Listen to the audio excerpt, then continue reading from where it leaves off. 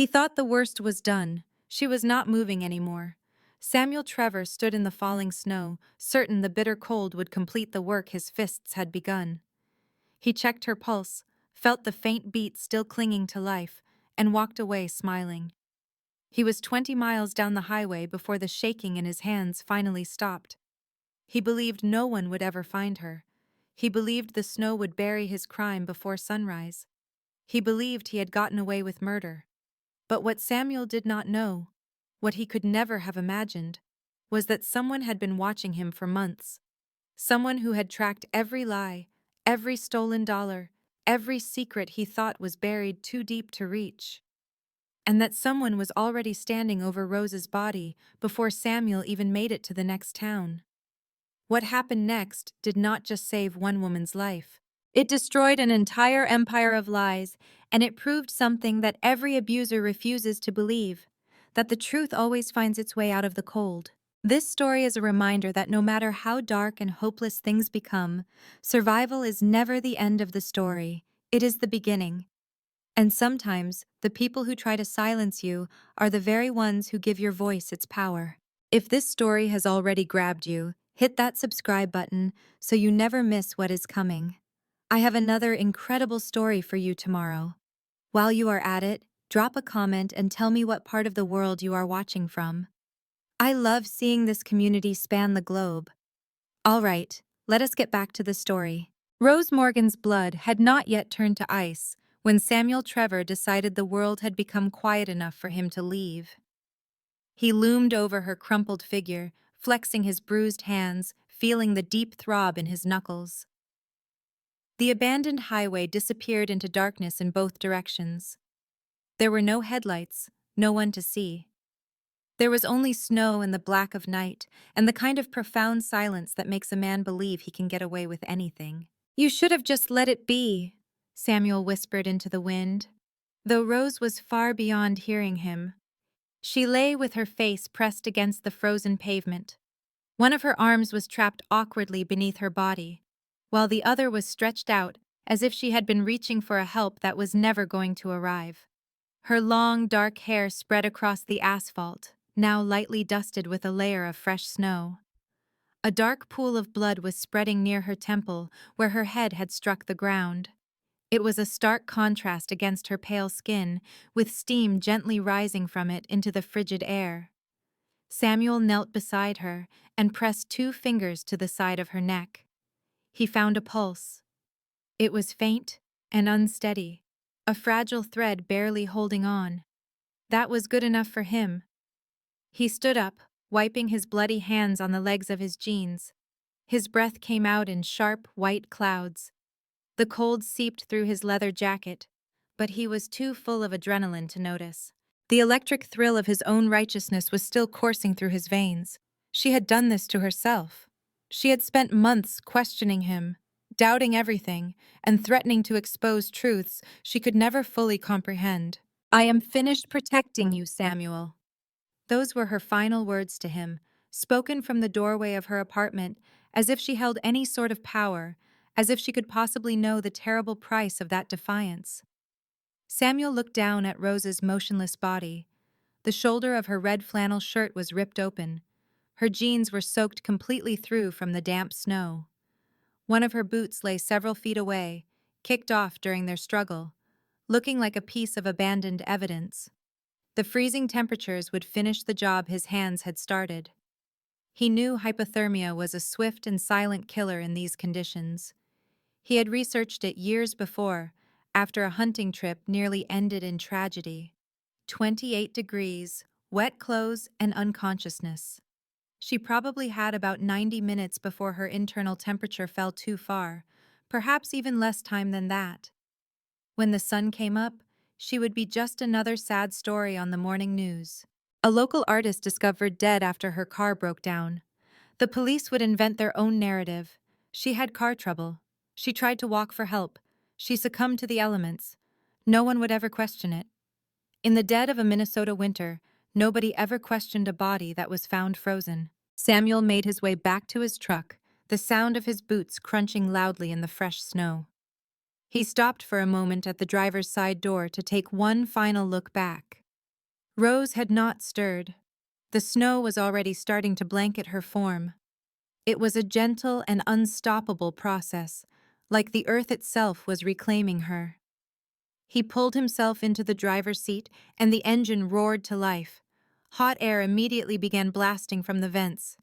He felt a slight tremor in his hands as he wrapped them around the steering wheel, a tremor not from guilt, but from the adrenaline starting to fade. He had never struck anyone with that much force before. He had never felt the sensation of bone yielding under his knuckles or watched a person collapse as if their strings had been suddenly cut. It had all been so much easier than he had imagined. As he put the truck in drive, the headlights swept over Rose's body one last time. For a brief second, the light illuminated her face. Her eyes were closed, her lips were slightly parted, and snowflakes were already gathering on her dark eyelashes. Then he turned the wheel, and she vanished into the consuming darkness behind him. Samuel stepped on the gas. The red glow of his taillights was visible for a moment in his rearview mirror before the swirling snow erased everything. The road curved away, disappearing into a dense forest, and within moments, the entire scene was gone. It was finished. It was done. It was over. He let out a long, slow breath, feeling the frantic rhythm of his heart begin to settle. His phone buzzed from its spot in the cup holder. It was probably his brother, wanting to know where he was. Samuel chose to ignore it. He would invent a believable story later on. Right now, all he needed was to create some distance. The empty, dark highway unspooled in front of him. Towering pine trees, their branches heavy with snow, crowded the sides of the road. There were no other cars, no houses in sight. There was nothing but the vast wilderness, and the absolute conviction that he had gotten away with it. Samuel allowed a small, satisfied smile to cross his face. Nobody knew Rose was out here on this road. Nobody would come looking for her. He had been very careful about that. Miles behind him, Rose Morgan remained motionless on the frozen asphalt. Her phone lay shattered about 6 feet away, its screen black and useless. The digital sign at the closest gas station displayed the temperature at 28 degrees, and it was still falling. In 90 minutes, hypothermia would take hold. In 2 hours, her heart would cease to beat. The snow fell without stopping, a soft and persistent blanket that covered her body inch by inch. The road stayed completely empty and silent. It was the kind of silence that feels absolute and permanent. But then, something disturbed that silence. A pair of headlights cut through the darkness in the distance, not from the direction Samuel had fled, but from the other way, from the same stretch of highway Rose had been on before Samuel ran her car off the road. A large black vehicle slowly emerged from the gloom. It moved with a deliberate pace, neither hurried nor hesitant. Its headlights scanned across the abandoned road, illuminating the reflective posts, the snow-dusted ground, and the dark figure lying broken on the frozen surface. The vehicle came to a stop about 30 feet away. Its engine continued to idle. The powerful headlights bathed Rose's still body in a bright, white light. For a long, tense moment, nothing at all happened. There was only the low hum of the engine and the soft whisper of the falling snow. It was the terrible, lonely stillness of a woman dying by herself. Then, the driver's side door swung open. A man emerged.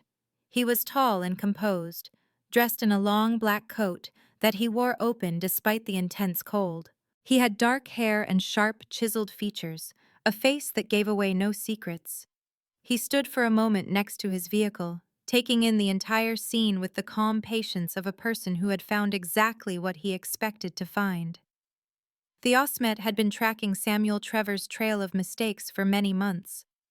This evening, those mistakes had finally led him to this place. He started walking toward Rose, his boots making a soft, crunching sound in the snow. He did not run, and he showed no signs of panic.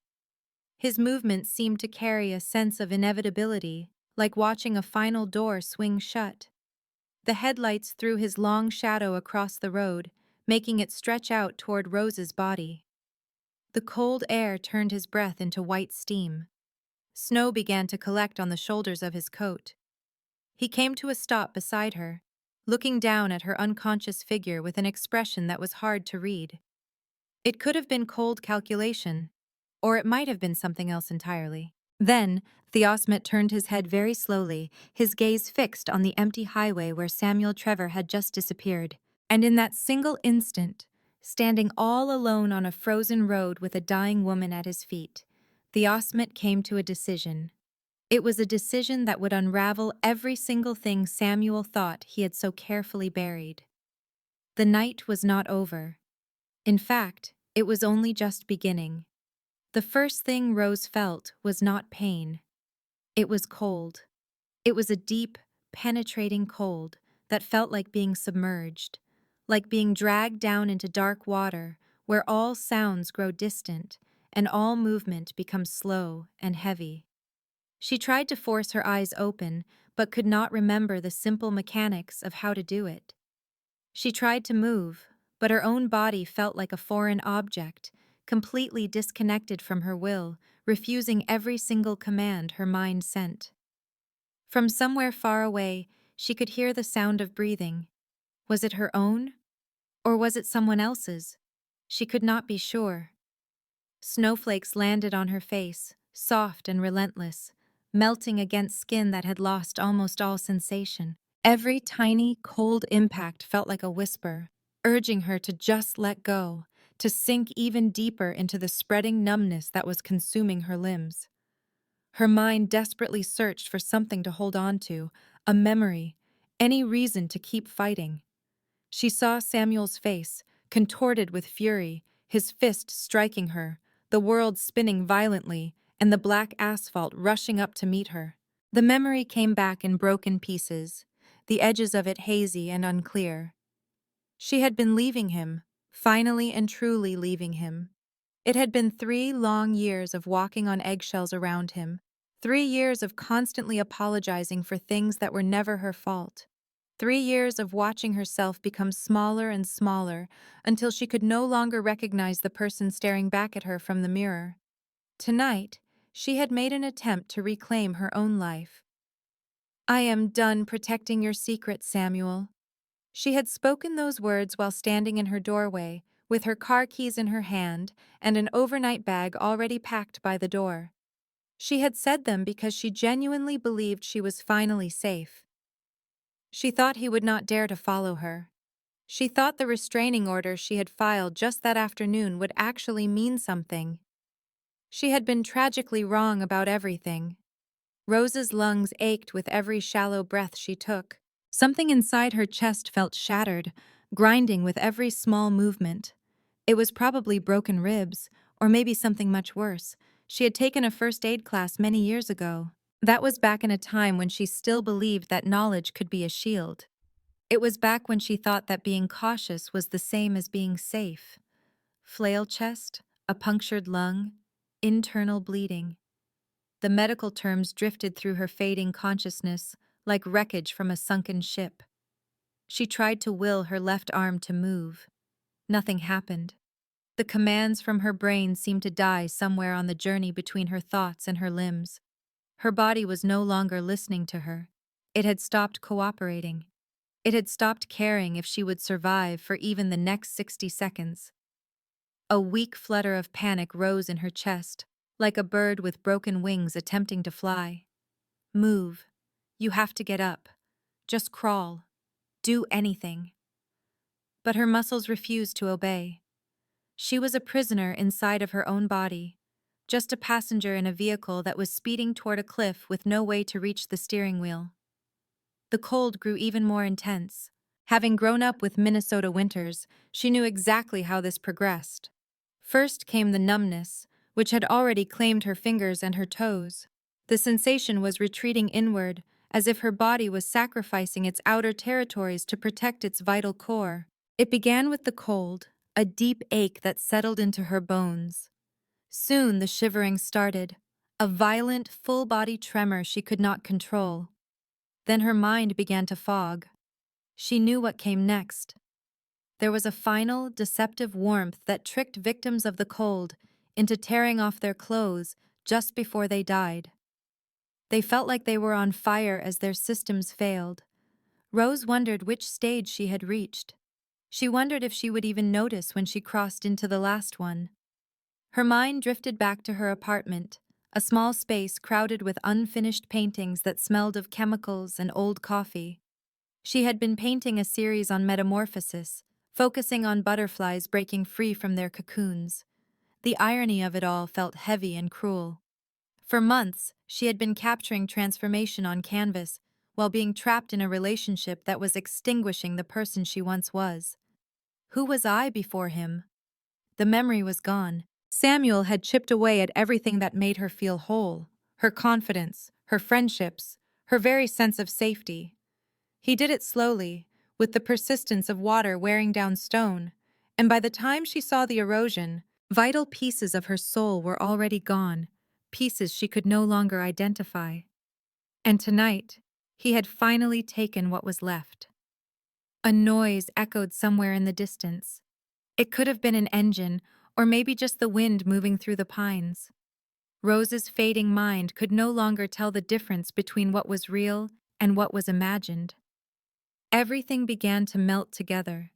Memories and feelings, the past and the present, terror and a strange sense of peace. She thought of her mother, who had been gone for 15 years. She wondered if this was how it felt in the end, this odd calm that settled over the fear. Her mother had faded quietly, cancer stealing her breath piece by piece until nothing remained. "I am so sorry, Mom. I should have been stronger than this." But how could strength stand against men like Samuel? They were men who presented a charming face to the world, but unleashed their fury behind closed doors. They were men who said sorry with flowers just before their fists met your skin again. They were men who could make you believe you deserved every single bruise, every vicious word, every second of terror. Rose had tried to be strong.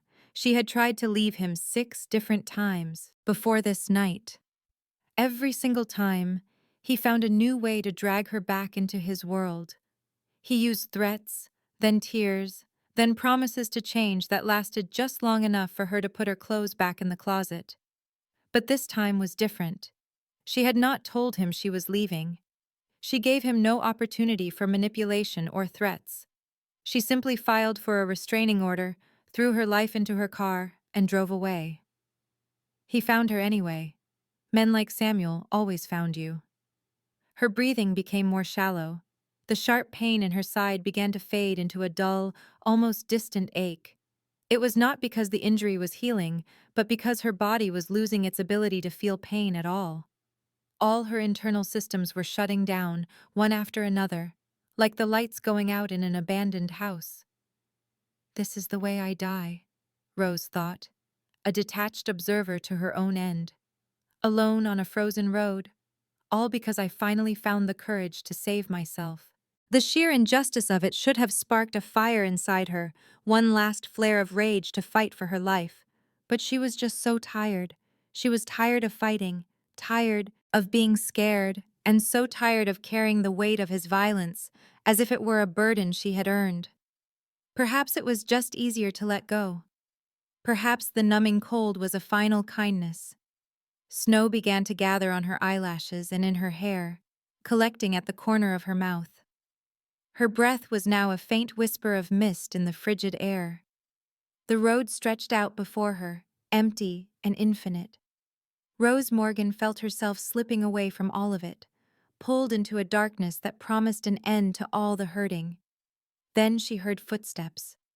They were close, real, their deliberate weight crunching in the snow. They were not running. They were not panicked. Rose's dying mind registered the sound but could no longer process what it meant. She could not separate a glimmer of hope from a final hallucination, as her brain invented comfort that did not exist. The footsteps came to a stop. Someone was kneeling beside her, and in that last moment suspended between life and death, Rose Morgan felt something that should have been impossible. She was no longer alone.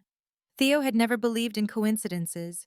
He believed in patterns, in consequences, and in the unavoidable collisions that happen when actions are taken and debts come due. He believed that men like Samuel Trevor always left a trail behind them. It was always a sloppy, arrogant trail, because they could never imagine that someone was watching them closely enough to follow it. Samuel was wrong about that.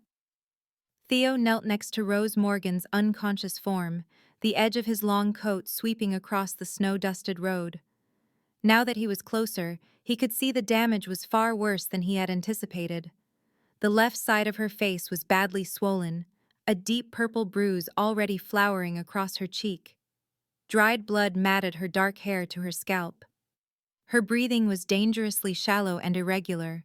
It was the kind of breathing that comes right before there is no breathing left at all. He placed 2 fingers on the side of her neck. Her pulse was weak, but it was there. Her core temperature was dropping dangerously fast. She had maybe 30 minutes before the damage became irreversible. It might even be less. Theo's jaw clenched. He had been tracking Samuel for 3 long months, watching and documenting everything, waiting for the perfect time to collect on what was owed. Samuel had been stealing from the very people Theo was paid to protect. He was skimming funds from accounts he believed were untraceable and telling lies to dangerous men who did not forgive being played for a fool. They were small crimes that had added up to a very significant debt. But this, Theo looked down at Rose's broken body. This was something else entirely. This was not about money or business or the cold calculations of underworld justice. This was pure rage. This was personal. This was a man who had completely lost control and had left a woman to freeze to death because he was too much of a coward to face the consequences of what he had done. Theo rose slowly to his feet, his eyes scanning the scene with a professional, detached gaze. He saw Rose's shattered phone, the single boot lying yards away from her body, and the deep tire tracks where Samuel's truck had spun around to leave. The story was written clearly for anyone who was trained to read the language of violence.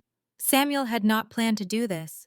The location was all wrong, far too exposed and too near the main highway. This was an act born from pure anger, not careful calculation. That meant Samuel was panicking right now, which meant he was about to make even more mistakes. Good. Theo walked back to his own vehicle, his boots leaving deep impressions in the new snow. The black sedan was idling silently, its headlights still fixed on Rose's body like a spotlight on a stage. He opened the rear door, took out his phone, and placed a call. The line was answered on the very first ring. "I need a medical team," Theo said, getting straight to the point. "Discreet trauma care, possible internal bleeding, and severe hypothermia. Be at my location in 20 minutes, or she will not survive." The person on the other end of the line did not ask any questions. Coordinates were sent. The arrival time was confirmed. Theo ended the call and immediately made a second one. "Find Samuel Trevor," he instructed. "Do not approach him, just watch him. I want a record of everywhere he goes, every person he speaks to, and every mistake he makes between this moment and sunrise." He disconnected the call before he received a reply. Theo walked back to Rose's side, took off his own heavy coat, and draped it carefully over her body. The action was practical. It was about heat retention, about slowing the deadly effects of the cold. But there was something in the gentle way he arranged it, making sure her face was shielded from the falling snow, that spoke to a level of care that went beyond simple pragmatism. For a few long moments, he just stood there with his hands in his pockets, watching her shallow breaths. Snow began to collect on his shoulders, in his dark hair, and on the sharp lines of his face. The bitter cold did not seem to affect him at all. He stood like a man who was used to waiting in places that other people ran from. Rose moved slightly under the coat. She was not waking up, but some profound survival instinct made her body shift. A quiet sound escaped from her throat, something that was halfway between a whimper and a sigh. Her fingers twitched. "Easy now," Theo said in a low voice, knowing full well she could not hear him. "Help is coming." He glanced down at his watch. There were 17 minutes until his medical team would arrive. 17 minutes to ensure she stayed alive. Theo crouched down once more, this time gently tilting her head to make sure her airway remained clear. His hands were remarkably steady and efficient, the practiced movements of a person who had handled serious trauma before. He checked her pupils with a small flashlight he pulled from his pocket. Their response was sluggish, but they did respond. He listened to her breathing. It was far too shallow. He examined the blood on her temple. It was clotting, but the injury beneath the skin was clearly significant. She needed to be in a hospital. She needed proper medical equipment, warmth, and time. She needed things that Theo could not give her all by himself on the side of a frozen road. But hospitals would involve the police. The police would ask questions, and questions would lead to investigations that could uncover connections Theo preferred to keep hidden in the shadows. He would need to find a way around that. A flicker of movement caught his eye. Headlights were approaching in the distance from the south. Theo's hand moved instinctively to his waist before he forced himself to relax. The vehicle slowed down as it got closer. It was a pickup truck with rusted side panels, driven by someone who was clearly cautious. It rolled to a stop about 30 feet away. An older man climbed out of the truck, his face a mixture of concern and confusion under a heavy coat. "Is everything all right here?" Theo stood up, carefully positioning his body between the stranger and Rose's form on the ground. "It was a car accident. Help is already on the way." The man squinted, trying to peer past Theo through the falling snow. "That girl looks like she is hurt pretty bad. Maybe I should just—" "Your assistance is not required." Theo's voice was perfectly level, but there was an unmistakable undertone in his words, a quality in the way he stood, that made the man take an involuntary step back. "Right. Okay then. I was just trying to help out. I understand completely. Drive safely." The man paused, casting one more look toward Rose's hidden figure, then finally climbed back into his truck. He drove off slowly, his eyes watching in his rearview mirror until the darkness completely consumed his vehicle. Theo waited until the truck's taillights were gone before he turned his attention back to Rose. 14 minutes left. He knelt down again to check her pulse. It was even weaker than it had been before. Her lips were starting to turn blue, despite the heavy coat that was covering her. Theo then removed his own suit jacket and added it to the layers across her still form. His own dress shirt was a poor defense against the biting wind, a fact he seemed completely unaware of. "You have to stay with me," he murmured, his voice a low counterpoint to the sigh of the falling snow. "Do not let him have the satisfaction of this." Rose gave no reply. Her breathing became a struggle, each small gasp requiring a visible, painful effort from her entire body. Theo carefully rested his hand on the side of her neck, feeling for her pulse with his fingertips. It was a faint flutter beneath his skin, a fragile, fading rhythm. He could feel a life held together by threads, and those threads were snapping one by one. He had seen death before, watched the light extinguish from a man's eyes, and felt the last shuddering breath escape from a broken frame. On occasion, he had even caused those deaths when the situation demanded it and his mercy had expired. But this was fundamentally different. Rose Morgan had done nothing to earn this end. She had not played the dangerous games that lead men to icy roads and final violent reckonings. She was merely collateral damage in Samuel Trevor's catastrophic spiral toward his own consequences. And Theo no longer permitted collateral damage. Not now, not ever. 11 minutes had passed. From far away, a faint sound grew over the howl of the wind, the wail of approaching sirens. Samuel Trevor drove for 37 miles before the shaking finally stopped in his hands. He pushed his truck through the deep darkness, his headlights carving out tunnels in the swirling snow. The radio was silent, the heat was on full blast, and his mind was frantically organizing the details. First came the alibi, then the cleanup, and finally, the meticulous performance of an ordinary man that would see him through any questions, though he believed none would ever come. Because no one had been there, no one saw a thing. He had made absolutely certain of it. Samuel steered his truck into a rest stop just off Highway 61, pulling under the flickering fluorescent lights that stained the fresh snow a sickly purple. His plan was simple: go inside, get a coffee, maybe some food, and establish a clear timeline that put him miles away from that frozen stretch of road. His phone displayed 1:14 in the morning. Perfect. He would just say he was driving all through the night, making his way to Duluth for a weekend fishing trip. There was no one who could ever prove he was lying. He stepped out of his truck, stretching his muscles, which were still wound tight with leftover adrenaline. The injustice was absolute. A man named Samuel had left a woman to die, and he thought he had gotten away with it. He was wrong. Power, real power, can offer protection when everything else fails. Stay with this story to see how. The truck stop parking lot was nearly deserted. A large truck hummed in a distant corner. A sedan bore Minnesota license plates, and a motorcycle sat draped in a blanket of fresh snow. It all looked ordinary and peaceful. Samuel walked toward the building entrance, mentally practicing his alibi. He froze. Tucked into the shadows near the exit, a black car waited. Its engine was running, but its headlights were dark. It was the kind of vehicle that cost more than Samuel earned in a year. It did not belong here, in the middle of nowhere. It was probably nothing. Some wealthy person getting gas. Maybe they took a wrong turn. Samuel started walking again. Samuel Trevor. The voice sliced through the quiet from behind him. It was calm and steady, carrying the authority of someone who expected to be obeyed. Samuel turned around. A man was standing next to the black sedan, tall and perfectly still in the falling snow. He had dark hair, sharp features, and was wearing expensive clothing that seemed out of place under the harsh fluorescent lights. Too elegant, too deliberate. He wore only a dress shirt in the freezing air.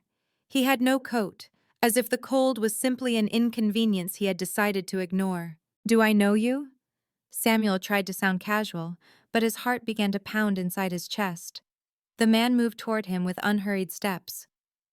"No, but I know you."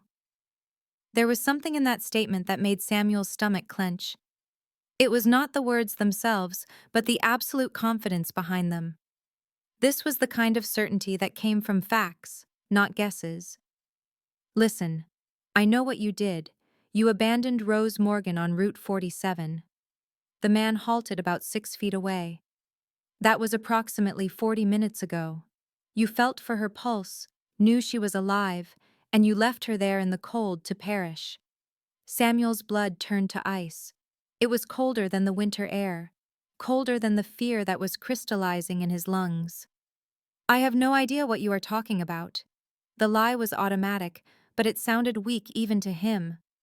The man tilted his head, observing Samuel like a scientist studying a bug pinned to a display board. "Your hands are bruised. There is blood on the cuff of your right sleeve, and you are 20 miles past your own apartment driving in the opposite direction.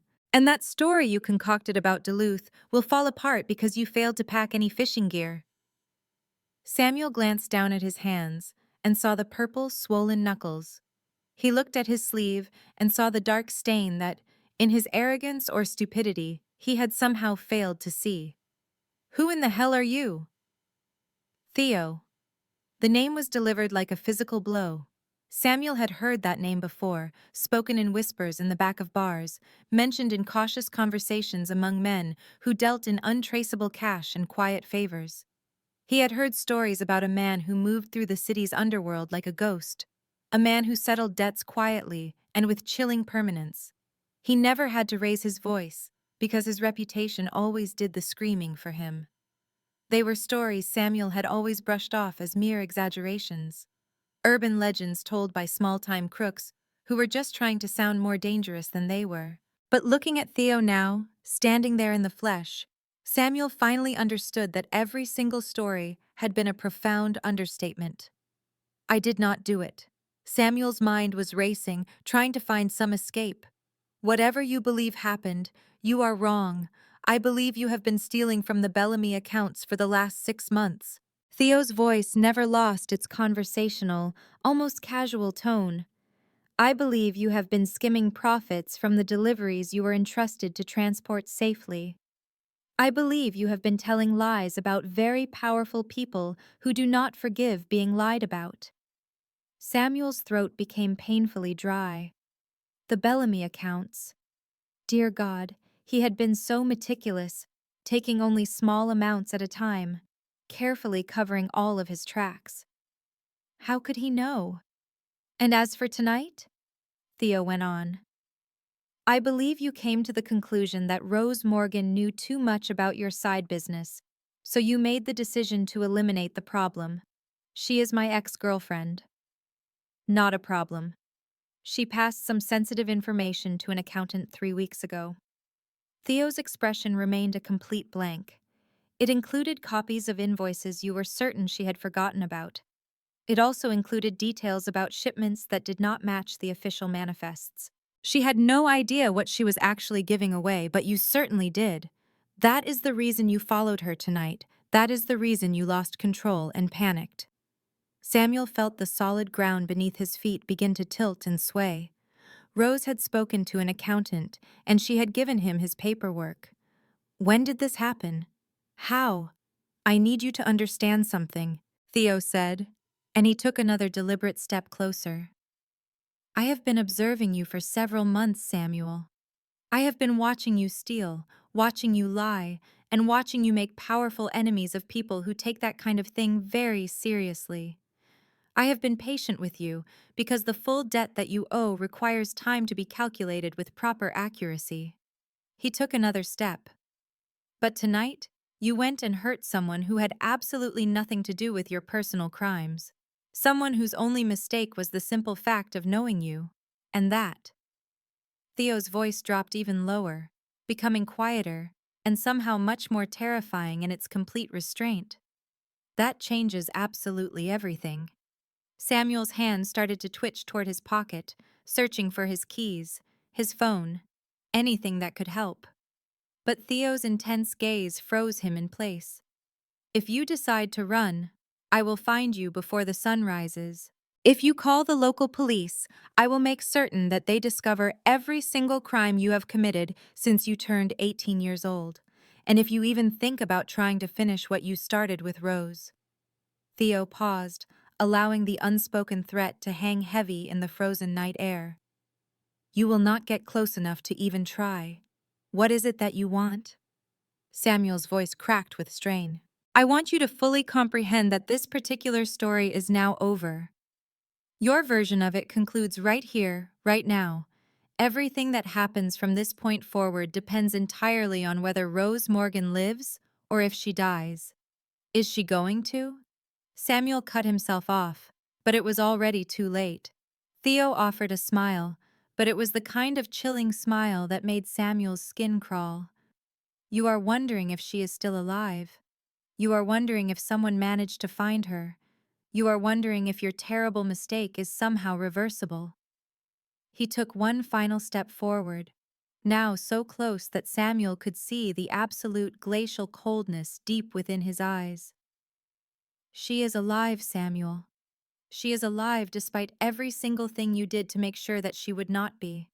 And now, you are going to have to live with everything that comes next. Theo turned around, walking back toward his car with the same unhurried, powerful confidence he had shown when he approached. Where are you going? Samuel cried out, his voice raw with desperation. Theo pulled his car door open and then looked back over his shoulder.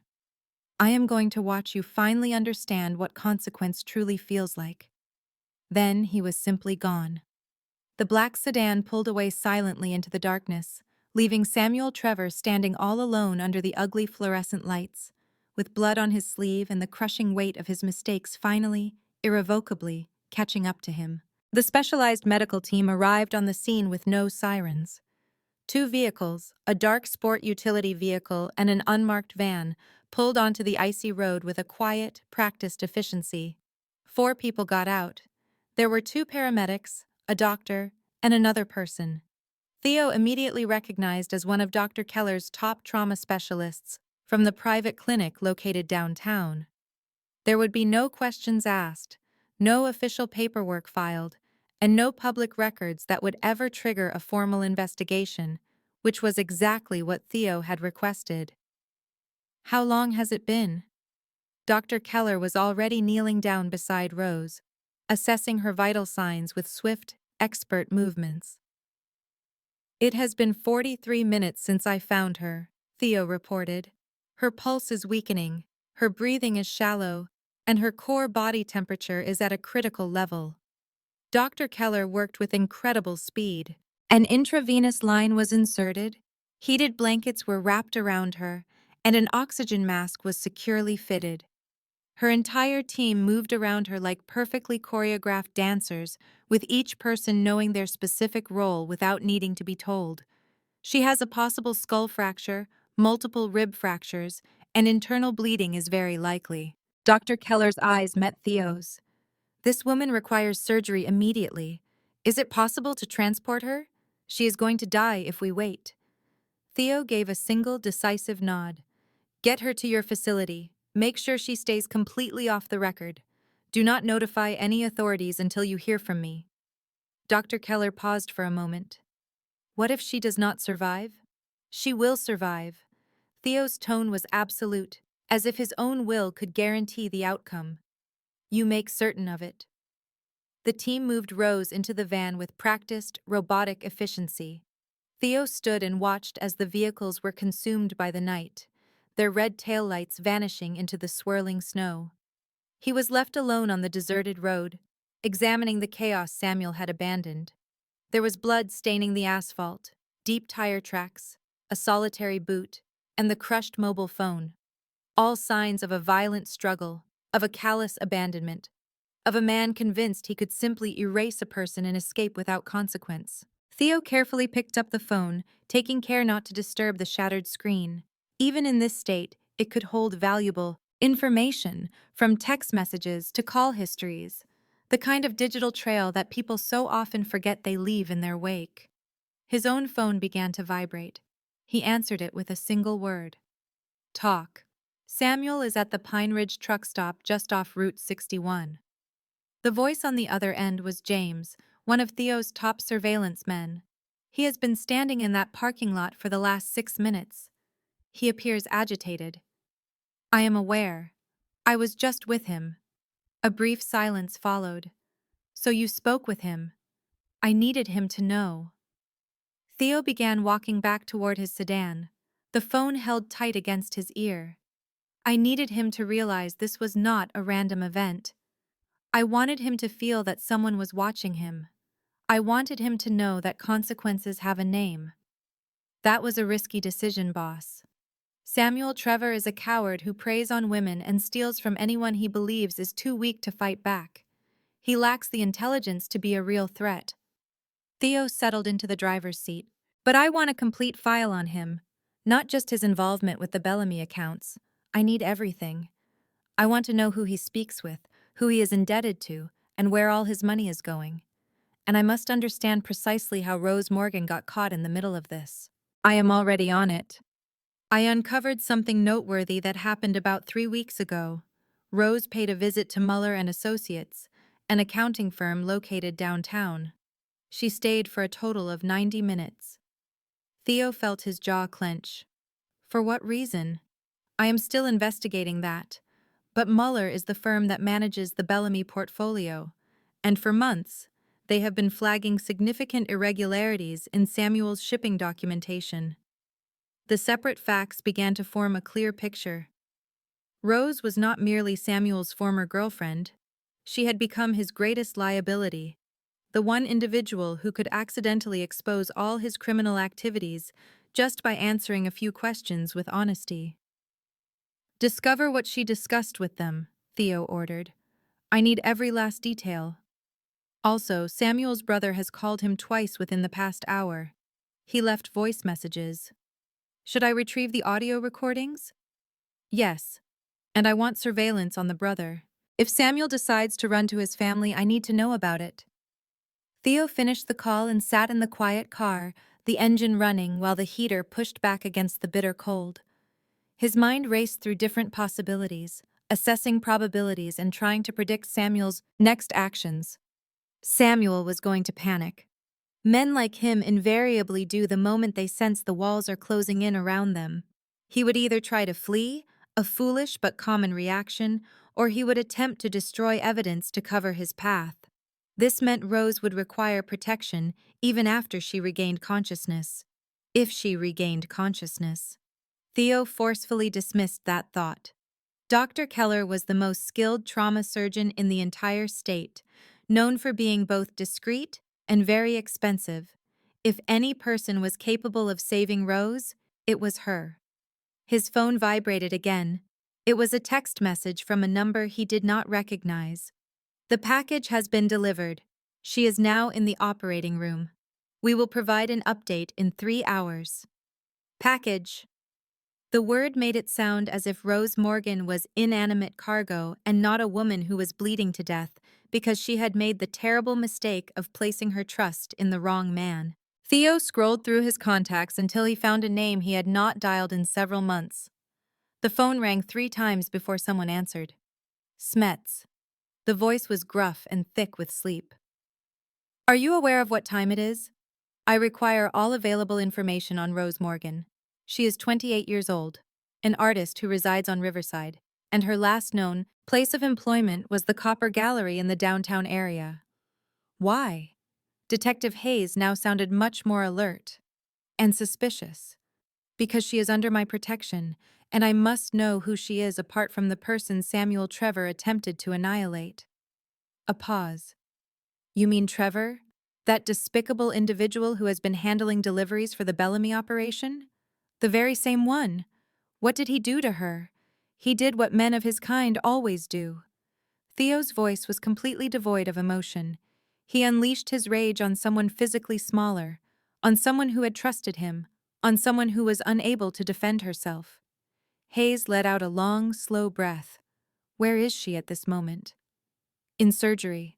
Completely off the books. If she makes it through this, she is going to need protection. He is aware that she spoke with Mueller and Associates. He is aware that she can link him directly to the fraudulent entries in the Bellamy accounts. Christ. So she wandered right into the center of your entire investigation. She did not wander. She was manipulated and used. Theo watched as the snow began to build up on his windshield. Samuel saw her as just an ex-girlfriend. He believed she would protect his secrets because that is what he expects victims to do. But she did not do that. She spoke up. And tonight, he made an attempt to erase that mistake for good. Do you want me to arrest him? Not right now. I want him to feel afraid. I want him to start making errors in judgment. I want him to fully grasp that running away will not keep him safe. And staying silent will not save him either. Hayes's voice changed, taking on a warning tone. Whatever it is you have in mind, I have in mind ensuring that Rose Morgan awakens into a world where Samuel Trevor can never harm her again. All the other details are simply matters of logistics. Theo disconnected the call before Hayes had a chance to object. The snow fell relentlessly, blanketing the dark bloodstains on the road, concealing the proof of violence just as time eventually conceals all things. But Theo would not forget. He committed every single detail to memory. The exact position of Rose's body, the defensive wounds covering her hands, the boot that lay by itself like a grim marker of her struggle. Samuel had made this a personal matter when he left her on that road to die. And now, Theo was going to teach him the true meaning of the word personal. Samuel Trevor remained in his truck for 27 long minutes before he could summon the nerve to act. His hands were clenched around the steering wheel so tightly his knuckles turned white, his mind replaying Theo's chilling words in a continuous loop. She is alive, in spite of everything you did to guarantee she would not be. Being alive meant there was a witness. Being alive meant there would be testimony. Being alive meant that every single lie Samuel had constructed was destined to fall apart the instant Rose Morgan was able to speak. He had to think. He had to resolve the situation before it spiraled completely beyond his control. Samuel took out his phone, glanced at the screen, and then quickly put it back. Who was there to call? His brother would ask far too many questions. His supposed friends were nothing but liabilities. The people he answered to, the ones running the Bellamy operation, would likely eliminate him themselves if they found out how badly he had failed. He was utterly alone with the consequences of his actions, and those consequences were multiplying far faster than he could possibly manage them. The logical choice was to disappear. He could empty his bank accounts. He could drive south. He could vanish into a crowded city where no one would recognize his name. Start completely fresh. Erase Rose, erase the Bellamy, money. Erase every decision that brought him to this freezing cold parking lot and this awful clarity that he had wagered his entire life on a hand he was never going to win. But to run was to accept defeat. To run meant that Theo had emerged victorious. Samuel's jaw tightened with anger. He turned the key and started the engine. Theo was waiting beside Route 47, standing on the very spot where Rose had been struck down. The snowfall had ceased. The clouds were parting, revealing a canopy of stars that made the landscape look almost beautiful, provided you could ignore the terrible violence that had unfolded there just hours before. The blood was now hidden, buried beneath a fresh layer of white powder. By the time morning arrived, there would be no visible sign of Samuel's crime, but Theo had no need for visible signs. He looked at his watch. It was 3:47 in the morning. Samuel had departed from the truck stop 18 minutes earlier, heading east. James was tracking his every move from a distance, following him with a combination of GPS and traffic cameras, and sending a stream of real-time coordinates directly to Theo. Samuel is now moving back in the direction of the city. His speed is climbing. He is a stop, 50 feet away. The engine just idled. Samuel made no move to exit his vehicle.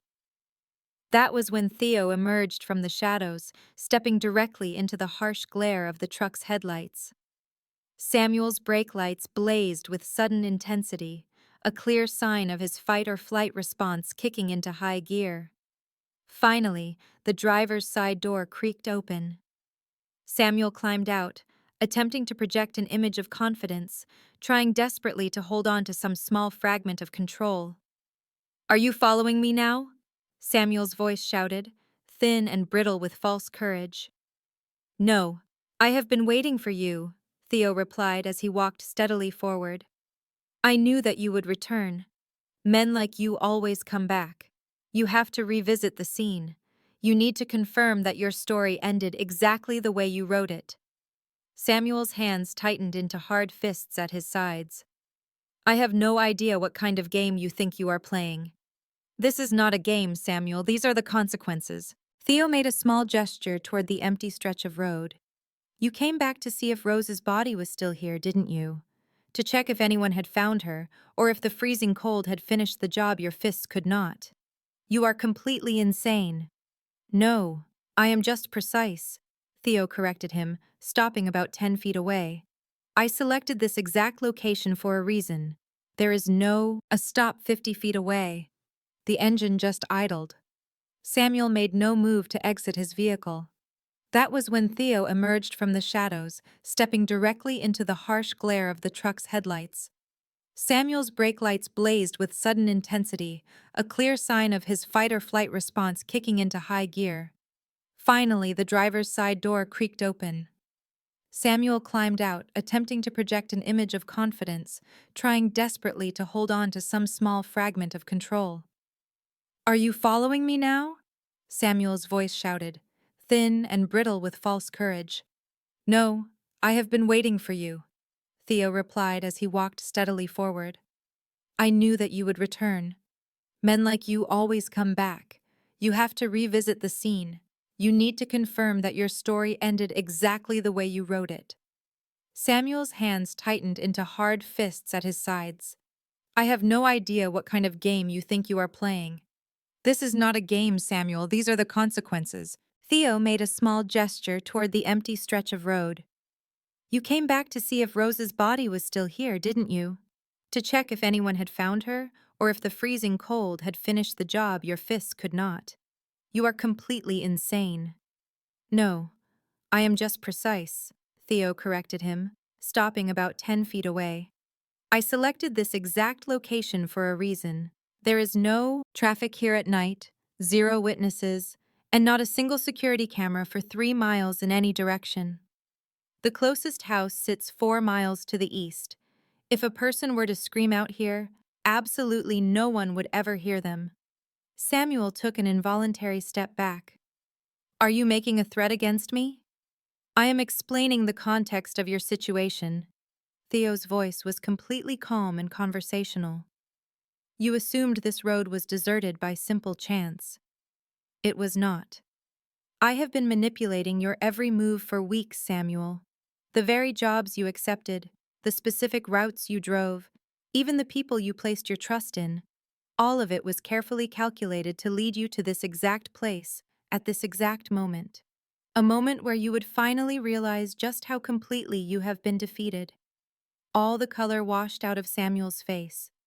That is just not possible. The delivery you made to Chloe 2 weeks ago, I was the one who arranged it. That late-night pickup from last Thursday, that was me. And the accountant that Rose went to see? Theo offered a cold, thin smile. I sent her there myself. I provided her just enough information to start asking the right kinds of questions, all without her ever understanding the real reasons why. Samuel staggered back a step, as if the very ground beneath his feet had become unstable. You were just using her. I was protecting her. There is a very important difference. Theo's expression became hard as stone. You were skimming money from individuals who do not forgive that kind of transgression. I required definitive proof of your actions. Rose unknowingly helped provide it. She was perfectly safe right up until you decided to make her a liability. I never did that. You beat her until she was unconscious, and then you abandoned her to die. Theo's voice sliced through the cold night air like a razor. Do not insult the intelligence of us both by pretending that is not what happened. Samuel's breathing grew rapid and shallow. His eyes darted nervously around the empty landscape, trying to calculate his odds, trying to measure the distances to safety. Theo could see the desperation rising inside him, that critical moment when a cornered animal abandons all thought and simply starts to claw its way out. Sit down, Samuel. Down. What did you say? Sit down. Theo pointed a finger toward the ground. Right there on the snow. I am not going to. Theo moved. He did not run or even rush. He simply closed the space between them with a terrifying swiftness. Samuel tried to bring his hands up to defend himself, but Theo's open palm struck his chest with precise, controlled force, and Samuel's legs simply gave way. He collapsed onto his knees in the snow, fighting to catch his breath. I told you to sit, Theo said, standing over him. Now you are going to remain right there while I detail for you precisely what is going to happen next. Samuel looked up, raw fear finally chasing the last bit of arrogance from his eyes. Rose is still alive, Theo told him. She is currently in surgery. If she does not survive, then you will not survive, and it will not be quick or merciful. You will die just as you made her suffer, slowly, out in the cold, with the full knowledge that no one is coming to help you. Please, if she manages to live, you will answer for every single thing. The stealing, the violence, all of the lies. You will confess to the entire Bellamy operation. You will give back every single cent that you took. And you will vanish from Rose's life so completely that she will eventually forget you ever existed. They will murder me if I confess. Yes, they will. Theo crouched down, bringing himself to eye level with Samuel. But that outcome is far better than what I will do to you if you decide to run. Because, Samuel, his voice became a near silent whisper, I will always, always find you. And when I do, you will wish you had taken your chances with them instead. A pair of headlights cut through the darkness in the distance. 2 vehicles were heading toward them from the east. Samuel's eyes went wide with terror. Who is that? Those are the people who have been waiting for my permission to come and collect what you owe them, Theo said as he stood up. This is your moment, Samuel. This is the moment where you must decide if you will die like a coward or if you will finally face the consequences you have earned. The vehicles came to a stop. The doors opened. 3 men got out, each of them large, silent, and moving with obvious purpose. Samuel glanced up at Theo, every shred of his pretense finally gone. "What have you done?" "I have balanced the scales," Theo replied, walking back toward his sedan. "Everything that happens from this point on is just gravity." The 3 men approached like shadows given physical form, their movements deliberate and unhurried. They carried with them the heavy aura of professional violence, barely concealed beneath their well-pressed suits and impassive faces. Samuel recognized one of them instantly. It was Victor Bellamy's top enforcer, the man tasked with handling issues too sensitive for law enforcement. Problems such as theft, betrayal, and loose ends that might talk too much. Samuel made an effort to get to his feet, but his legs refused to obey him. Fear had paralyzed his muscles and turned his bones into water. "Wait, Theo, please," he begged. "We can figure something out." Theo stopped next to his sedan, his hand resting on the door handle. He did not look back. "You had months to figure something out, Samuel. Every single day you stole, every lie that you told, every time you chose being a coward over being accountable, those were all your opportunities. You have used every one of them up. I will confess everything. I will tell them the whole story. I will give the money back." "Yes, you will." Theo finally turned to look at him, his features illuminated by the car's interior light. "But it is not because I am offering you a choice. It is because that is the only path you have left that does not end with your body becoming food for the forest animals before the sun rises." The enforcer, a powerfully built man with Slavic features and hands like cinder blocks, stopped directly in front of Samuel. He said nothing. He did not have to. His very presence communicated everything that words could not. Samuel's breath came in painful, ragged gulps. "This is not fair." "Fair?" For the very first time, a flicker of raw emotion broke through Theo's calm exterior. "You beat a woman until she was unconscious. You left her bleeding out in the snow. And you hoped the bitter cold would simply erase your crime as if she were nothing but some inconvenient loose end. And now you want to speak to me about what is fair?" Theo started walking back toward Samuel, and each step he took was measured, controlled, and filled with menace. The 3 men silently made a path to let him pass. He crouched down once more, getting so close that Samuel could see the absolute frost in his eyes, a kind of cold that had nothing to do with the winter air and everything to do with a complete lack of mercy. "I have ended the lives of men before, Samuel. Men who were far less deserving of it than you are. Men who made cleaner mistakes than you, who showed a great deal more courage, and who met their end without pleading for their lives." Theo's voice was so quiet now that Samuel had to strain to hear him. "Do you have any idea why you are still breathing right now?" Samuel gave a frantic, desperate nod. "It is because Rose Morgan is also still breathing. It is because somewhere in an operating room, a team of doctors is fighting to keep her heart beating and her lungs functioning, fighting to preserve her mind in spite of everything that you did to try and extinguish them. Her continued survival is the only thing that stands between you and a very shallow grave in these woods." Theo rose to his feet, casually brushing the snow from his pant legs. "So this is what is going to happen next. You are going to get into that vehicle," he said, pointing to the black sport utility vehicle idling behind the 3 men. "You will be driven to the Bellamy warehouse. There, you are going to confess to every theft, every lie, and every single cut you skimmed from their business operations. You are going to return every dollar you can get to, and you will sign over everything you own to make up for the remainder. They are going to kill me." "Probably." Theo's cold expression remained unchanged. "But Victor Bellamy is a businessman above all else. He might determine that your debt is something that can be worked off. He could decide that you are more valuable to him alive than dead. That will be between you and him. And what if I refuse?" Theo looked at the enforcer, and then his gaze returned to Samuel.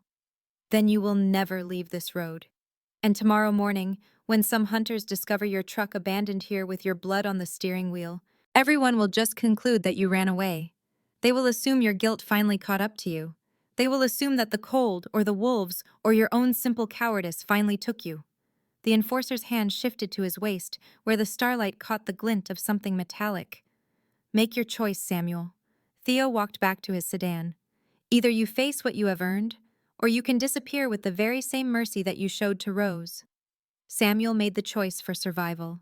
He got into the sport utility vehicle on legs that shook uncontrollably, positioned between two of the three men. The enforcer took his place in the driver's seat, silent and imposing. The doors shut with the heavy finality of a coffin being sealed. Theo stood and watched as the vehicle drove off, its tail lights shrinking until they vanished into the oppressive darkness. The third man, who was younger and dressed more sharply, stayed behind. "What should I do with his truck?" he asked. "Just leave it," Theo replied. "Let the police be the ones to find it. Let them try to figure out why Samuel Trevor would abandon his vehicle on the very same road where his former girlfriend almost died." Theo got into his sedan. Sometimes the questions you create are much more useful than any of the answers. Model, replies. The man gave a short nod and then vanished into a second car Theo had not initially seen, a dark sedan that was a perfect match for his own. In a matter of moments, the roadway was deserted once more, holding only the ghost of Samuel's abandoned truck. Its headlights cut through the darkness, the driver's door left ajar like an unanswered question. Theo remained in his vehicle, the engine silent as the night pushed in against the glass. His phone vibrated. It was a text from Dr. Keller. The surgery was done. She was critical, but she was stable. The next 48 hours would be the true test of her recovery. Critical, but stable. It was the medical world's way of saying she was not dead yet. Theo let his eyes close, finally feeling the crushing weight of the tension he had carried for hours. He had been operating on pure, focused fury, moving his pieces on a chessboard no one else could perceive, arranging consequences with the precision of a surgeon. But here, in the quiet, he permitted himself a single instant of what could almost be called concern. Rose Morgan never asked to be part of his investigation, and she certainly did not volunteer to be the lure that would trigger Samuel's panic. She was just collateral damage in a brutal conflict between criminals, an innocent person caught inside a machine built specifically to crush people like her into nothing. But against all odds, she had lived. Despite the savage force of Samuel's fists, despite the biting cold, she was alive because Theo had been there, watching. He had predicted the exact moment Samuel would break and had placed himself precisely where a consequence needed to fall. That knowledge, however, did not absolve him of his own responsibility. It did not alter the fact that his investigation had painted a massive target squarely on Rose's back. It did not excuse the part he played in leading her to that desolate, frozen road. His phone buzzed again with another message from Dr. Keller. "She is asking for someone. She is disoriented but awake. She needs to see a familiar face." Theo stared down at the glowing text. Rose did not know him.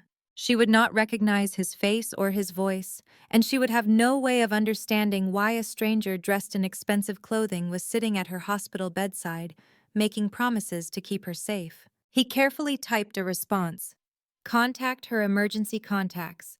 Is there any family or any friends, anyone at all that she trusts?"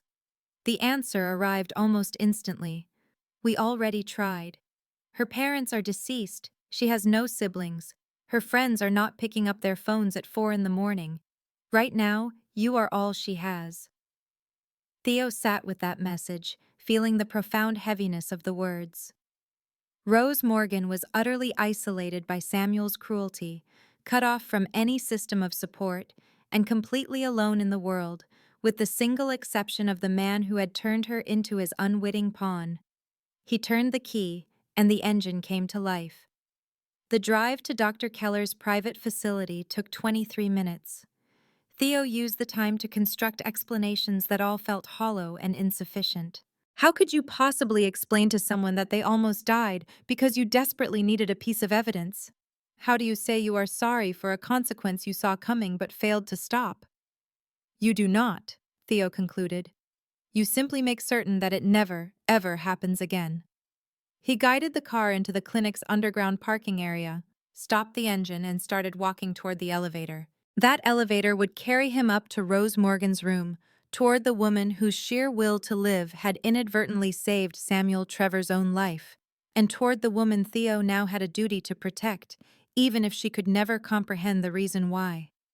The corridor smelled of antiseptic and something metallic, perhaps the scent of copper, or maybe it was just fear. Theo walked past a series of empty rooms with blacked-out windows, the sound of his shoes echoing on the tile floors. Dr. Keller's clinic took up the entire third floor of a building that, on paper, was home to ordinary medical offices but, in reality, treated patients who could not have their situations questioned. Room 307. The door was ajar, and the lights inside were low. Theo stopped just outside, listening to the rhythmic beep of the monitors, the quiet mechanical hiss of an oxygen machine, and the sound of someone taking shallow, difficult breaths. But she was breathing. She was alive. He gently pushed the door open.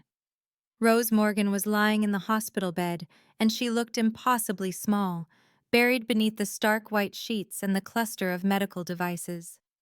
Her face was swollen almost beyond recognition, a deep purple bruise blooming across her left cheekbone. White bandages were wrapped carefully around her head.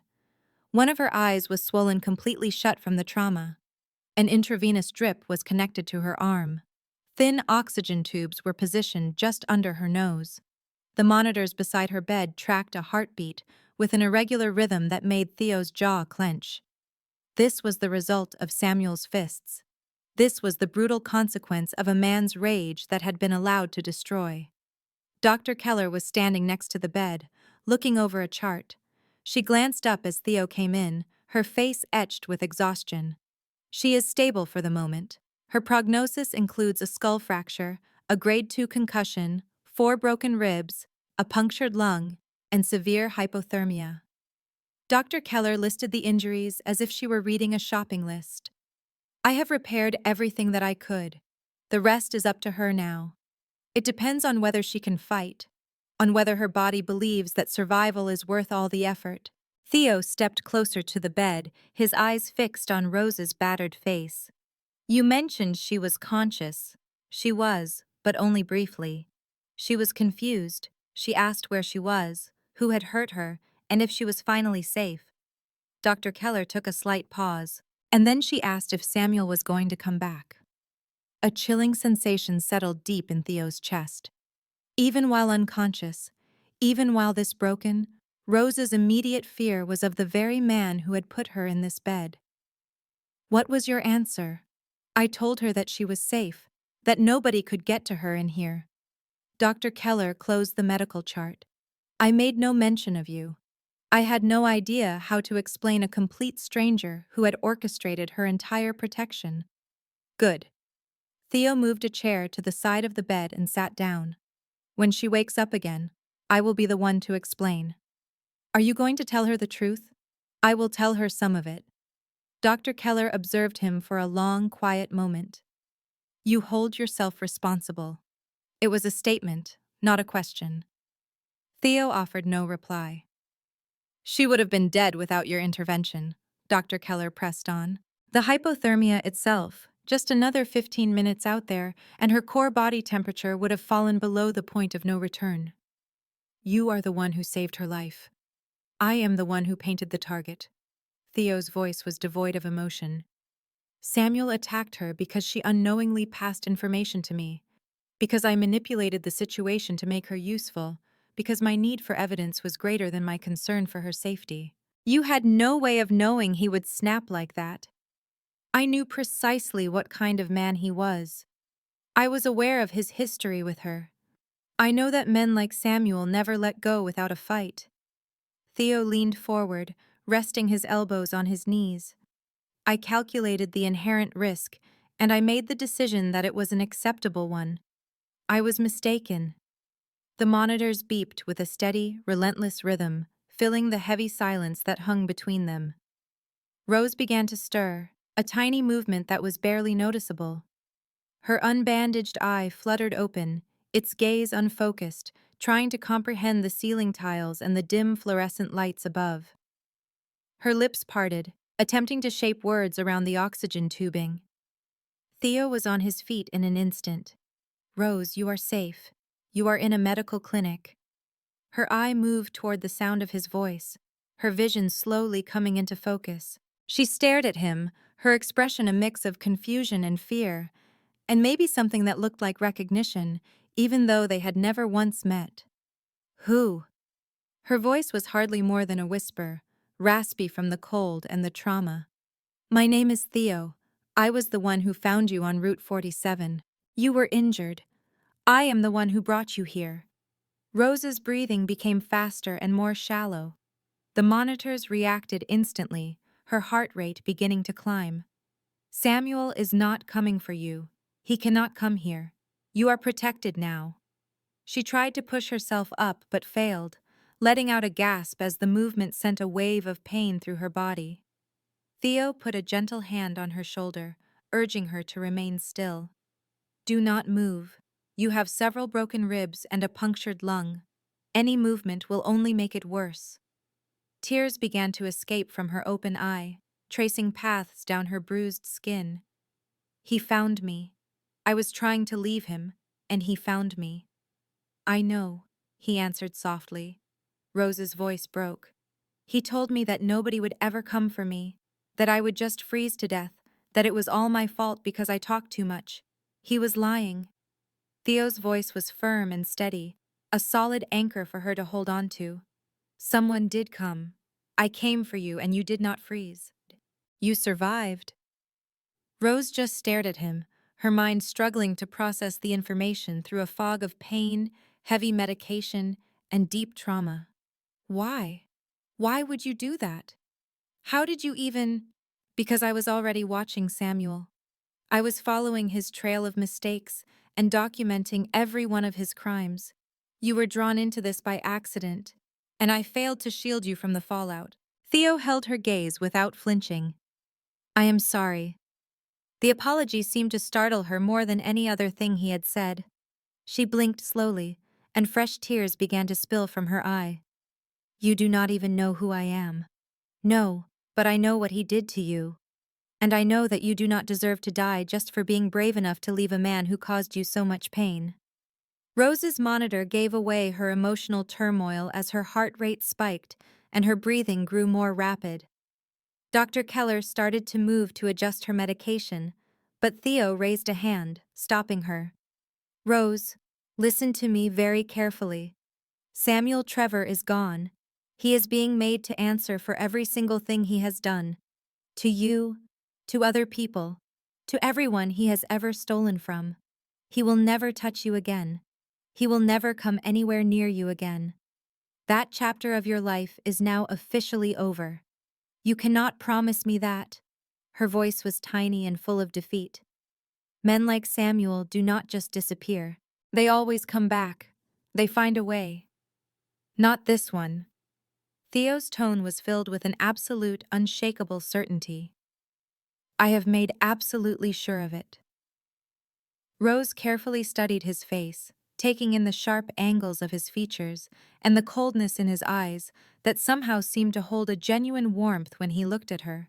The expensive suit he wore identified him as a person from a world she had never known. Who are you really? I am someone who stops men like Samuel. That is not really an answer. It is the only answer that matters for you right now. Theo stood up, as if he were getting ready to depart. You need to rest. You need to heal. When you feel stronger, I will explain it all to you. Wait. Rose's hand moved with great effort, weakly reaching out in his direction. Please, do not leave. I do not want to be alone right now. Theo stopped, his gaze falling upon her broken form, her terrified eyes, and her overwhelming need for someone to ground her in a world that had tried to completely erase her. He slowly sat back down in the chair. I will stay. Rose's good eye closed, a wave of profound relief washing over her battered features. Thank you. The monitors began to settle into a calmer, more consistent rhythm. Dr. Keller dimmed the lights even more, affording them a measure of privacy. Theo remained in the chair next to Rose's bed, a silent guardian in the growing darkness, just watching her breathe. She drifted in and out of consciousness, occasionally murmuring words that were too quiet for him to understand. She would sometimes cry out softly in her sleep, never fully waking, as her breathing hitched with recurring nightmares. Theo would speak in a low voice, offering words of assurance that she likely could not comprehend, but his tone seemed to soothe her anyway. The hours crawled by. The first signs of dawn began to appear, changing the windows from pitch black to a soft gray. Rose finally woke completely as the pale morning light streamed through the blinds. She turned her head, this time with great care, aware of her injuries, and saw that he was still there in the chair next to her bed. "You stayed," she said in a whisper. "I told you that I would." Most people do not mean it when they say that. I am not most people. A faint smile almost formed on Rose's lips, but the small movement pulled at her injuries, and she winced with pain instead. "I am starting to see that." Theo's phone vibrated. He looked down at it, read the text, and a visible line of tension eased from his shoulders. He turned his gaze back to Rose. Samuel confessed. He told them everything, including the theft and the assault. He is now in custody. The individuals he stole from are now dealing with his consequences. Will he be sent to prison? In time, yes, but only after his other debts have been settled. Rose processed this information without a word. After a moment, she asked, "Did you hurt him because of what he did to me?" "Number. Why did you not?" "Because causing him pain would do nothing to heal you." Theo rose to his feet and straightened his shirt. "Revenge provides satisfaction for maybe 60 seconds. After that, you are still left with the exact same scars. But now you have a new burden to carry. I wanted you to have neither of those things." Rose looked at him as if he were speaking in a language she had never heard before.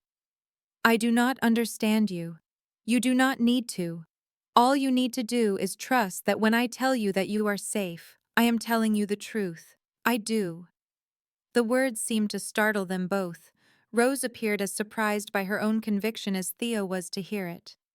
"I am not sure why, but I do." Theo gave her a single nod, and a look of what might have been respect appeared on his face. "Then you should rest, heal, and begin to rebuild. Whenever you are prepared to leave this place, I will ensure you have the necessary resources. A new apartment, proper security, whatever you require to begin a new life free from fear." "Why would you do all of that for me?" "Because you deserve to be protected before this, and you deserve all the support you need now." He started to move toward the door. "And because I failed to protect you once, I promise I will not do it again." "Theo." Rose's quiet voice stopped him right at the threshold. "Will I ever see you again?" He turned to look back at her, his form silhouetted against the bright hallway light. "Probably not. My world and your world should never have to intersect any more than they already have. But you will always know that I am watching. You will know that if trouble ever comes your way again, someone will take care of it long before it ever has a chance to reach you." That sounds like a very lonely way to protect people. "Yes," Theo agreed in a quiet voice. "It is." And then he was gone.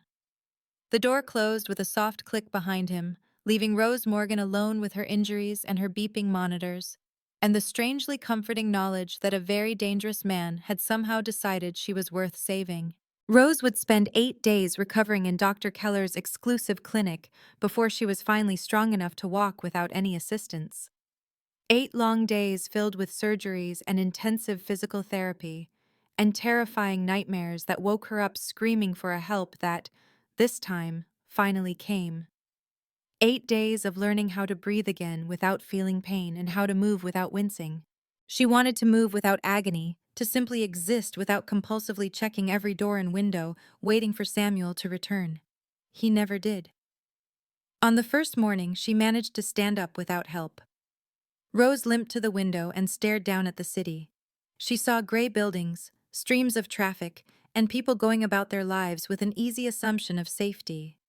She had forgotten that feeling entirely.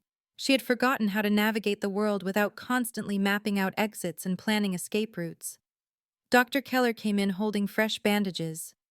"You are healing more quickly than I anticipated. The ribs in particular. You must have either good genetics or a stubborn spirit." Rose looked away from the window. "When am I allowed to leave?" "Medically, you could go in 3 more days. Practically speaking." Dr. Keller placed the bandages on a small table, his face turning serious. "Do you have a safe place to go?" Rose's apartment was still hers, but the idea of going back there, to the walls Samuel had touched, to rooms he had filled, to memories poisoning every corner made her chest feel tight. "I am not sure. Mr. Smets has made arrangements for you. A new apartment, completely furnished, with a security system already installed. He wanted me to give this to you when you felt ready." Dr. Keller offered her a thick envelope. Inside were keys, an address on the north side of town, and a note handwritten on expensive stationery. "The lease is in your name. The rent is paid for 2 years, and the security is monitored 24/7. We have moved your belongings from your old place. A bank account has been opened for you, with enough money for 6 months of living expenses. Use it to heal. Use it to build a new life. You do not owe me anything. Theo Smets."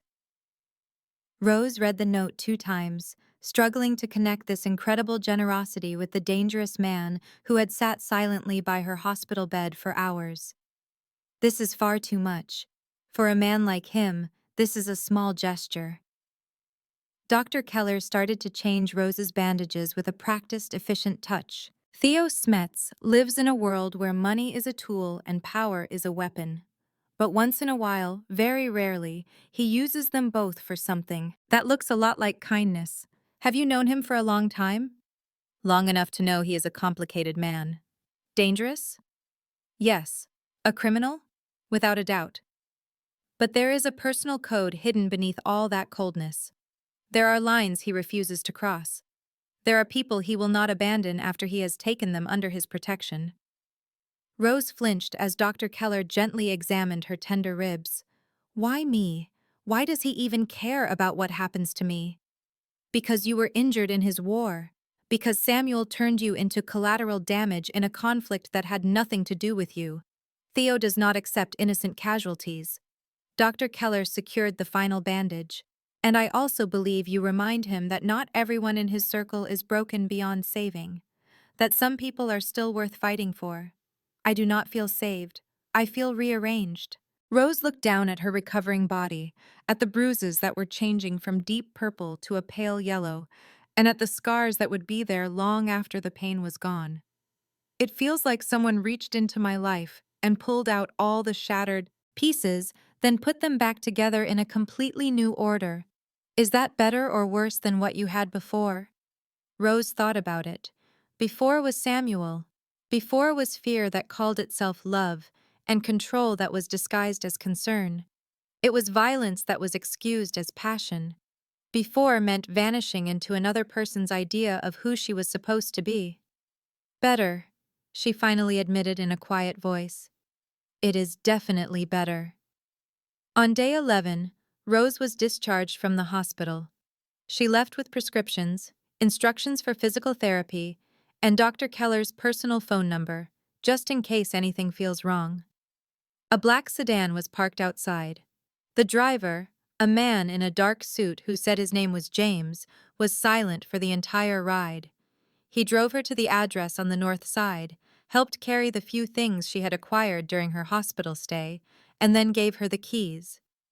"Mr. Smets wanted me to inform you that the security system is on. There is a panic button in every single room. Someone is monitoring the system at all times. Do you need anything else? Anything at all? There is a number already programmed into the telephone on your kitchen counter." Rose was standing in the doorway of her new home, feeling completely overwhelmed. It was a beautiful apartment with hardwood floors, huge windows, and furniture that looked both expensive and comfortable.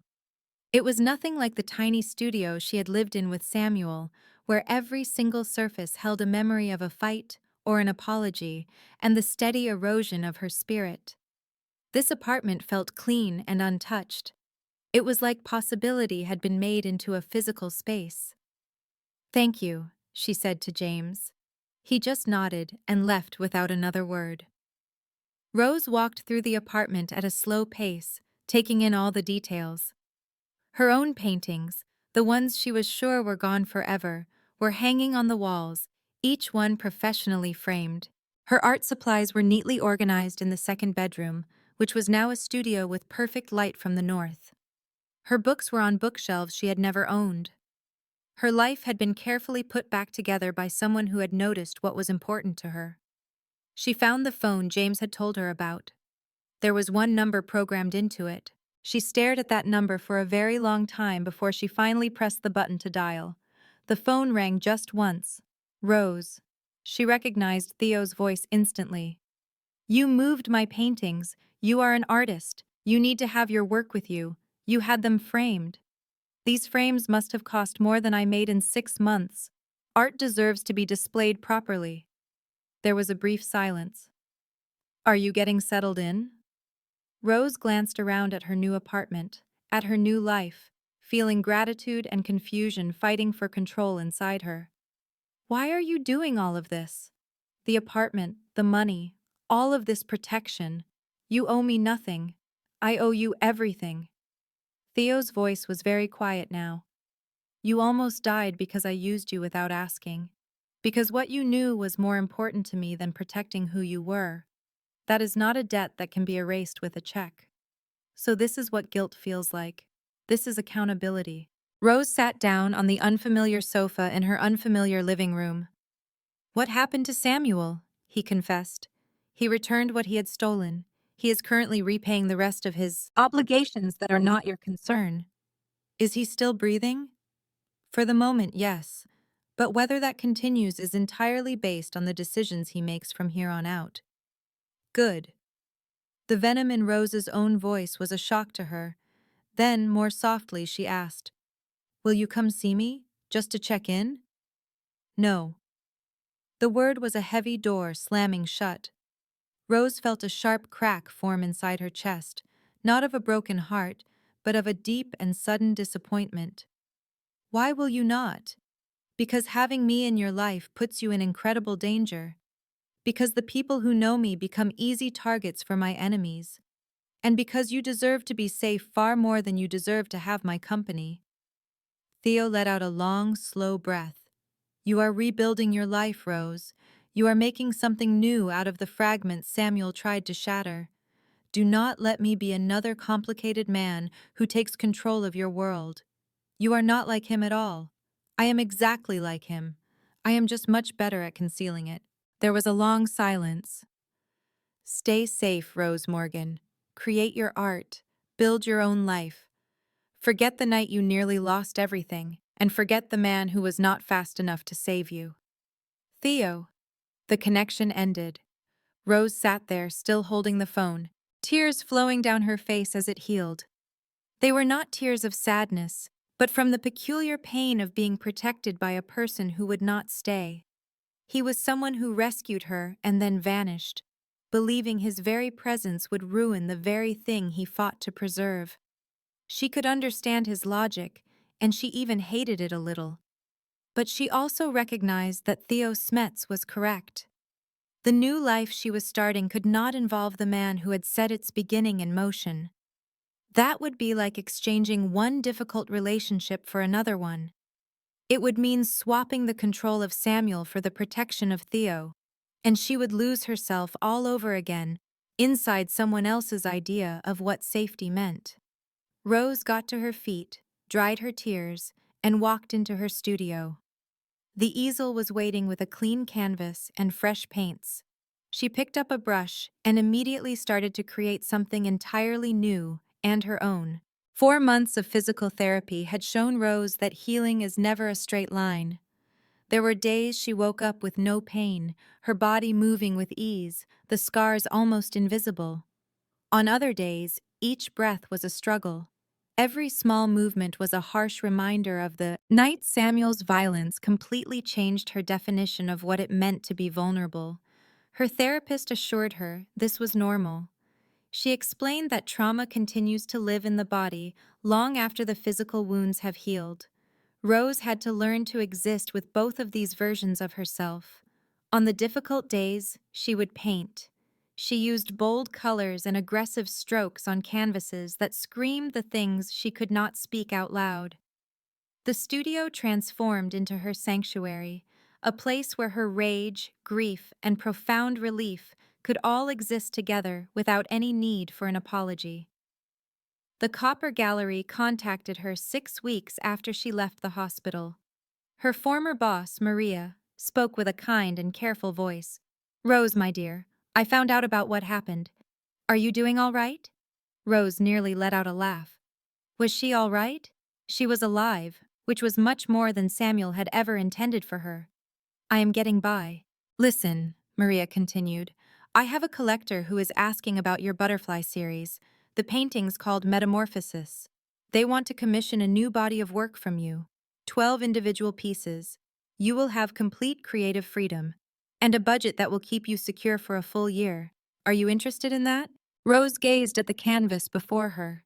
She had been painting a figure of a woman emerging out of the darkness, her wings being formed from her wounds. "Yes," she said. "I am very interested." This commission provided her a sense of purpose that went beyond just staying alive. She poured herself into her work for 12 hours a day, getting lost in the paint and the possibilities, making art that showed a transformation without ever romanticizing the trauma.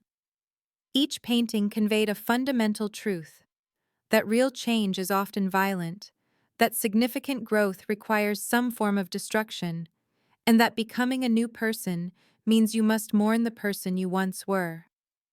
The collector was thrilled with them, paid her 3 times what she asked, and then requested 20 additional pieces.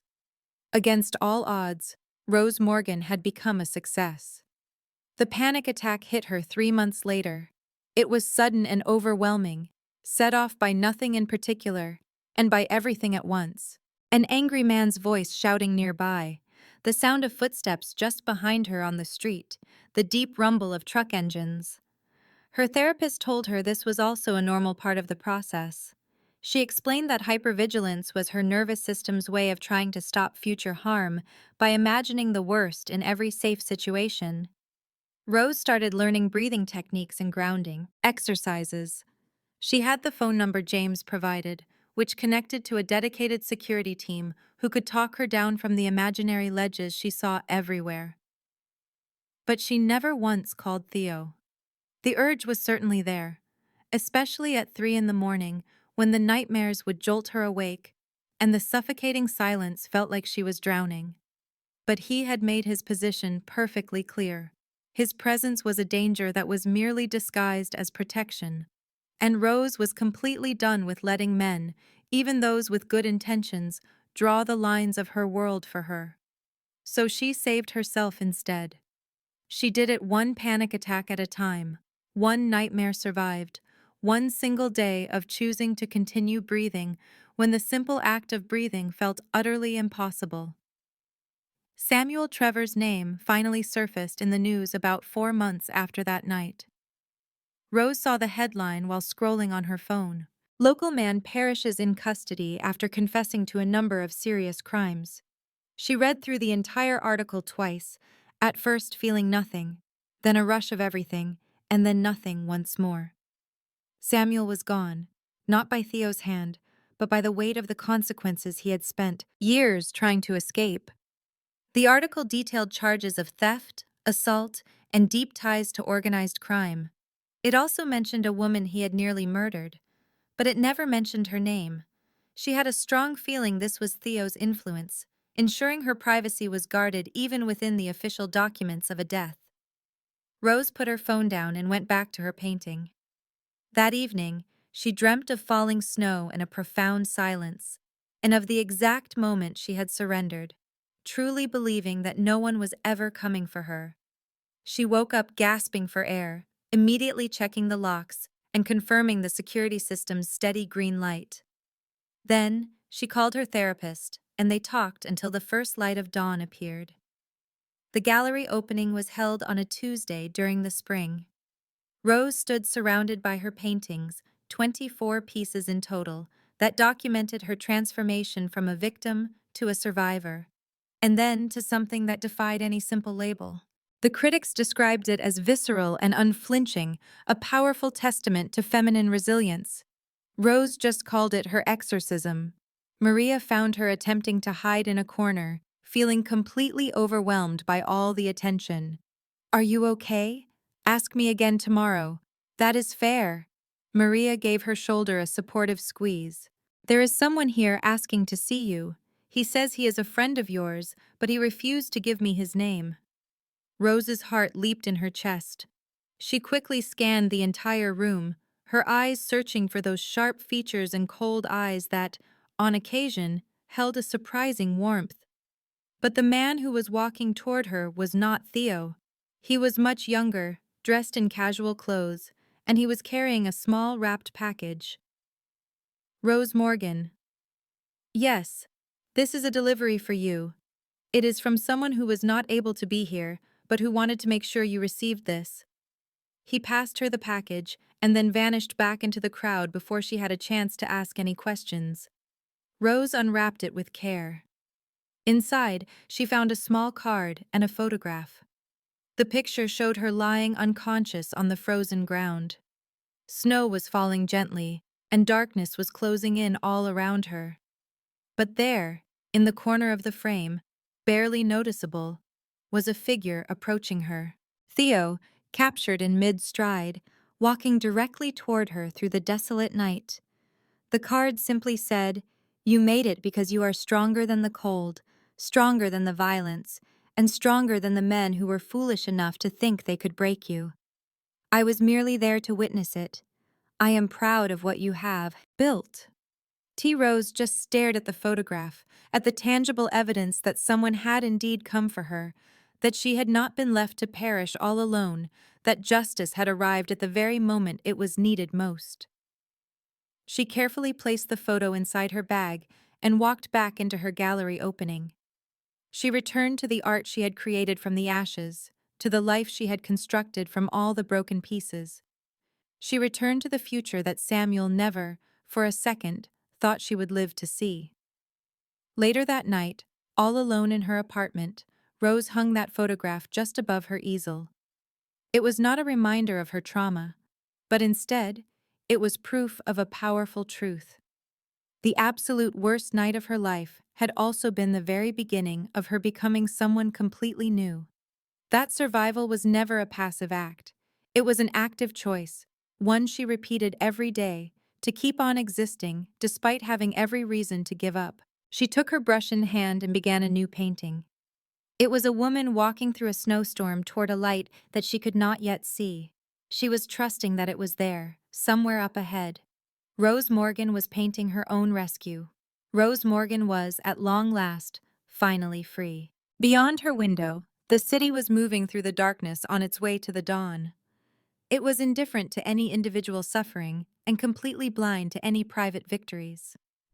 But inside that small apartment on the north side, which was protected by systems she did not entirely comprehend and funded by a man she would never meet again, Rose Morgan was creating art that shouted a truth Samuel Trevor had tried to permanently silence. Some people believe that the past remains buried. Other people learn that it walks quietly just a few steps behind them. And a select few, the survivors, the fighters, the ones who simply refuse to fade away, they learn how to walk much faster. Thank you for staying with this story all the way to its conclusion. Rose's journey reminds us of something we should never forget, that leaving is not weakness, it is the bravest thing a person can do. And survival is not something that happens to you.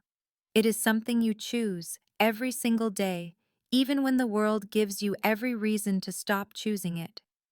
If this story moved you, or if it reminded you of someone who needed to hear it, please share it. Hit that like button, leave a comment, and tell me, what moment in this story hit you the hardest? I read every single one of your comments, and your words keep this community alive. If you have not subscribed yet, now is the perfect time. Tap that subscribe button and turn on the bell so you never miss the next powerful story. You are the reason these stories truly feel alive. And just before you go, tap the next video waiting for you on your screen. Another incredible journey is ready for you. This content was carefully researched, developed, and manually edited to deliver meaningful lessons and inspiration to our audience.